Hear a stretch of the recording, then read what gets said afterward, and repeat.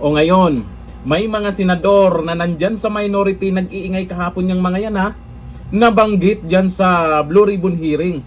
Ang sabi ng mga ex-soldiers, nadeliveran din sila ng maletang pera.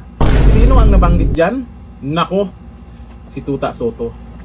Hindi lang yan, si Erwin Tulfo. Tulfo? Di nga, Tulfo? Aba, mas maganda. Panoorin na lang natin ang video. May resibo, sundan natin. Number two, Mr. Chairman, before we go to that general question na pagdi-deliver, kanina nakilala na natin po si Sergeant Tube. No? Yes. Sino si Bulon Tate, sir? Tapos Orbilio. Yeah. So sir, kayo yung nakalagay dito kasi I'll just give the context. No? Nung February pa dapat magpapalitan ng Senate President. At dapat to napunta kay Senator Loren Legarda. Pero nakatanggap kami ng mga tawag at doon sinasabi, hindi maaresto si Senator Jinggoy, hindi magkakakaso, wag lang siyang sumama. Narinig ko mismo yung conversation. Pero may kasama pa kasi kaming isang senador na siya din ang nag-decide na wag nang ituloy yung pagpapalitan. At netong ako na, kausap ko siya, payag siya pag number 14 siya, number 13 Senator Bato. But tinatanong ko siya, kasi wala naman siyang kaso. So tinatanong ko siya na, Sen, bro, wala ka namang kaso eh, bakit ka tinatakot? Tapos sabi nga niya na, kita mo naman sa Blue Ribbon eh, banggitin ka lang, patay ka na.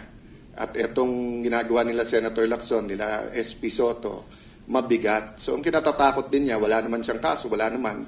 I can back up this, what I'm saying. But nagulat ako, dito po, sa letter E42, nakalagay dito, nag-deliver kay Senator Tito Soto. Pwede niyo bang i-verify? Totoo po to at ay kwento niyo yung circumstance. Yes, Your Honor. Sige, sir. Yung time na yan, Your Honor, advance team kami, Your Honor. Nauna kami sa area kasi in-advise na kami ng team leader namin na mag-proceed na sa building ni Tito Soto sa Baclaran. So, after lunch, nandun na po kami aboard. Ngayon, nag-aantay kami na dumating sila ni Boss Saldi.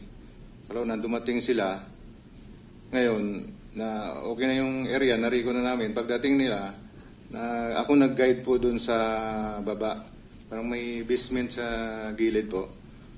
And dumiretso yung limo ni boss, umikot, tapos nag-drop off.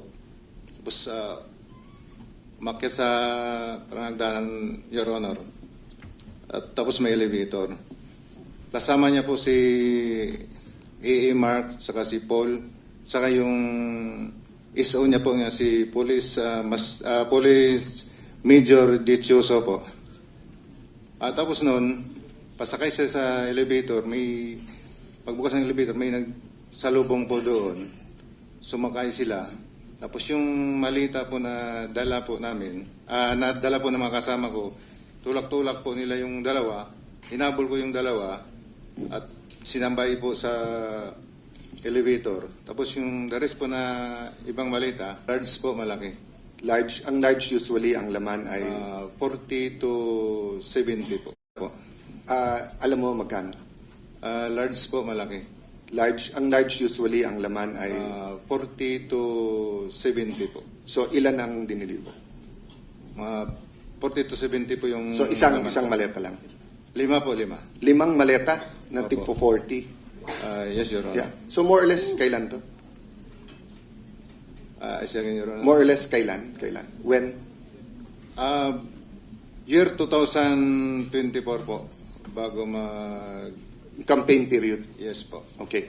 So, kaya ako to tinatanong dahil mabigat sa akin to dahil nga pinaniniwala natin yung Blue Ribbon Committee na pinamunuan ni Senator Lacson, but everyone knows magpartner talaga yan si Senator Tito Soto and Senator Lacson, no? Not partners in business but partners in politics, no? And then dun sa susunod na paragraph pero walang pangalan kung sino, nandito din pangalan ni Senator Erwin Tulfo na pinapangalan nilang susunod na chairman ng Blue Ribbon Committee kung sila masusunod. Sinong may alam nito? Dito po, si... So, babalikan kita, sir, ha, dun sa details kay Senator Soto. Kay Senator Tulfo. Ano Ako yung po, details? magandang umaga po, Your Yes. Honor. Ako po yung involved doon kay Senator Erwin Tulfo. Sir, pangalan tapos pakikwento na lang yung circumstance. Ako po, sir, si Bernard Gumban. Bali po, nakapag-deliver po ako doon kay Senator Erwin Tulfo ng 2 beses. Yung una po, 2 maleta, tapos yung pangalawa po, 6. Ano yung 2 maleta? Anong size? Maliit na po, small tsaka medium siguro. Small. Ano ulit laman ng small? Nasa 20 to 25. Okay, and then medium. Yung medium po. Medium nasa- ata yung 20 to 25, no? Tama ba? Maliit po. Yung small po, Okay, tapos yung medium. nasa 40 to 50. Okay, so ang dineliver mo is from 60 to 70. Okay. Tapos yung pangalawang beses po, Your Honor, 6 na malita na po. 6 na gano'ng kalaki? Halo-halo po. Halo-halo na. Opo, So, Your Honor. even assuming small lahat, kung 6 sa 25, at least 150. No, at least. Oo. Yes, Your Honor. Saan ang first at saan yung second delivery? Dito sa may bahay niya po, Your Honor, dito sa Green Hills. Green Hills. Paano nyo alam na bahay niya yun? Tinanong ko po si Mark Tiksay. Sabi ko, Boss Mark, kaninong bahay po ba yun? Sabi niya kay Senator Erwin. So pagdating nyo doon, katulad ng kwento doon sa Ilocos, so may sumalubong, kinuha lang, pinapasok kayo, paanong... Bali po, Your Honor, si Mark po, tsaka si Boss Mark, si Mark Tiksay, tsaka yung contact doon sa bahay ni Senator Erwin, sila po yung nag-uusap niyan.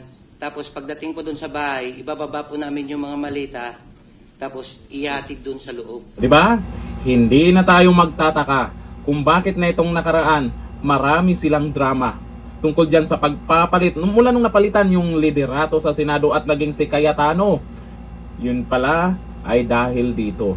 Ito ang totoong dahilan kaya gusto nilang harangin ang Blue Ribbon hearing.